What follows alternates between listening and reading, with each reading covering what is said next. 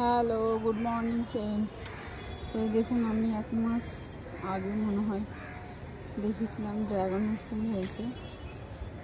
আজকে দেখুন ড্রাগনের ফলটা প্রায় পাকতে এসেছে,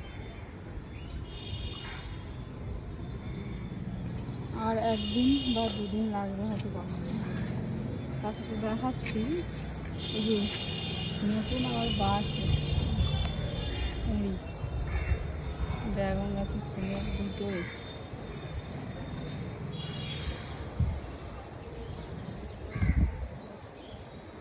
আপাতত 2টোই দেখতে পাচ্ছি, তো 2টোই হবে নিশ্চয়ই, আশা করছি।